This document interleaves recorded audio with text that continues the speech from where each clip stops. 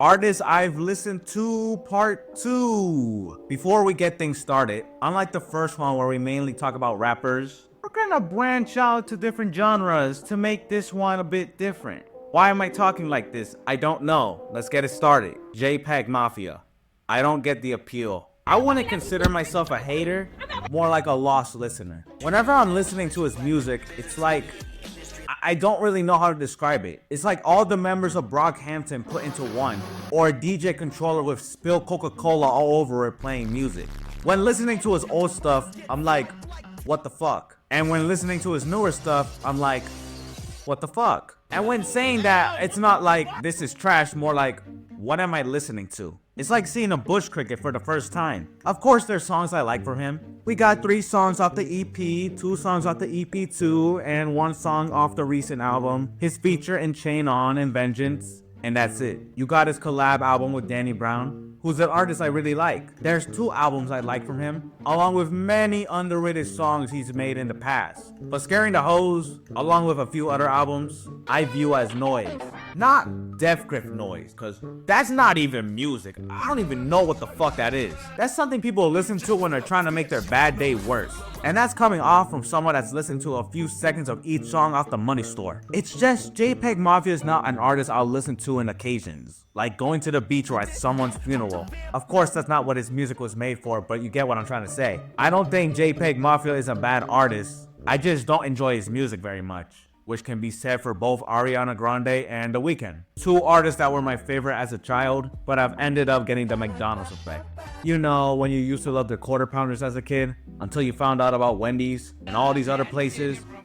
That's what happened to me with both artists. With Ariana Grande, there was so many songs I love from her. Focus, No Tears Left to Cry, One Last Time, Love Me Harder, Into You, Problem, Boyfriend, Every Day. She was in my top 5 artists as a child. Now fast forward to the present day. Dirty Bubble? After listening to Eternal Sunshine and Dangerous Woman, I was appalled to see myself not liking any of her songs. Maybe it's because I've been listening to rap throughout my entire teenage years, but I'm not enjoying it as much as I hope. While I find both albums to be okay, my biggest issue with Ariana is I don't like this kind of music she makes anymore. The production and her singing is great, but I'm not having the same feeling for it as much as I would as a kid. And also, with some of her old songs, there's things that aren't hitting the same as they used to. Like with Side to Side. You got Ariana talking to her man about not being cautious and everything's gonna be alright, they're gonna be together. You know, she chilling, she vibing, working out her legs, getting flexible.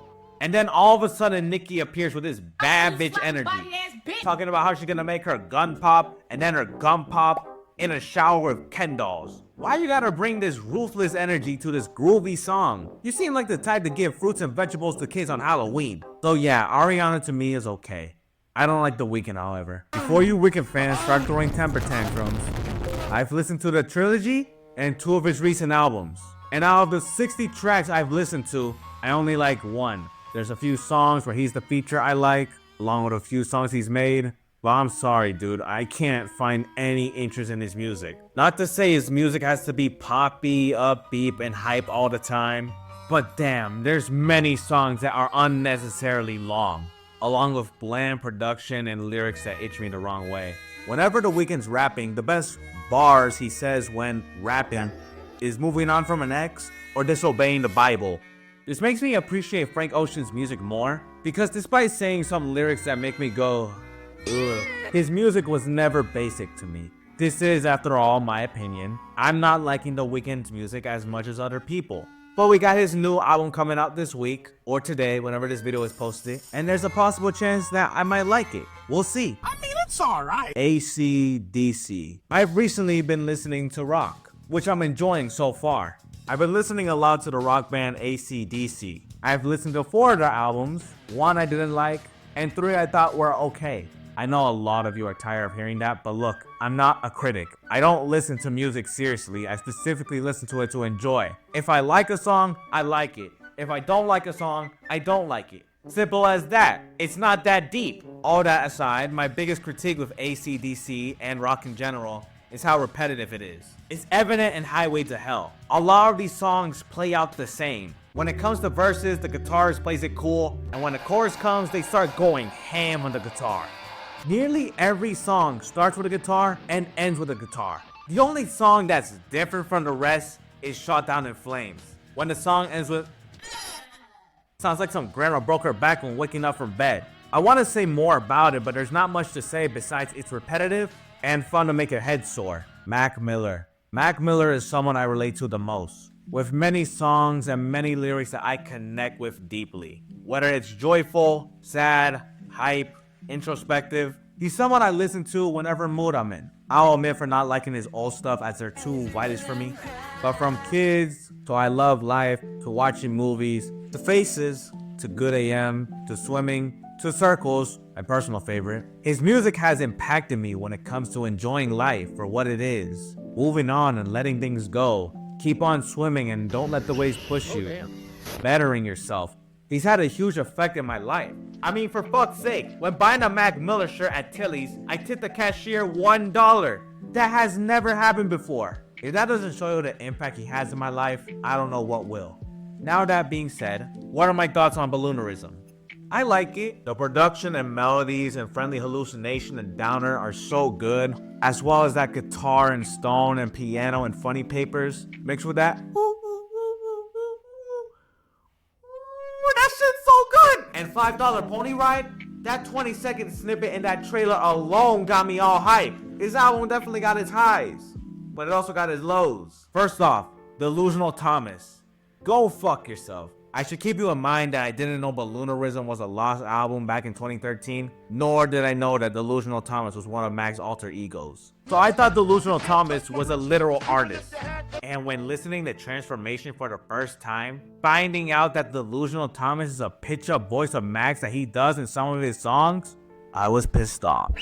There were some songs that felt like they needed more lyrics to them, and Tomorrow We'll Never Know. It isn't a bad song by all means, but damn is it a long instrumental. I get why it's like that, thanks to Genius, but I felt like it was longer than it should be. Besides those, it was a good album. I'll always find Circles to be the perfect finale to Mac's legacy, but this works as well. Billie Eilish. In the beginning, I didn't like Billie Eilish. Her hit song Bad Guy I thought was weird dark-haired girl music. And I still do. I'll forever hate the ending of the song. Although after listening to all three of her albums, I can officially say she's cool. If I have to describe Billie Eilish in a sentence, it would be, what if Samara Morgan was a singer? And let me just say, her singing is incredible. I love her singing in Your Power and The Greatest. It's so soft and gentle. You could really feel her emotions through her singing. The guitar in many of her songs is astounding, and her lyrics are sad yet passionate. I really like it. I don't like when she's in her dark phase. It doesn't just ruin the albums, but my perspective on Billie. For example, Getting Older, where she talks about growing up, gaining more responsibilities, past traumas, how we'll get bored of the things we love, and much more. Only to go to the next track with a completely different theme. I hate that. I'll never understand how I Love You and Bury a Friend are in the same album. Excluding that, I like Billie Eilish. She's cool. Now let's wrap this video up because I have a lot of editing to do. Thanks for watching. I hope you enjoy. I love you. Have a great day and tomorrow, and bye.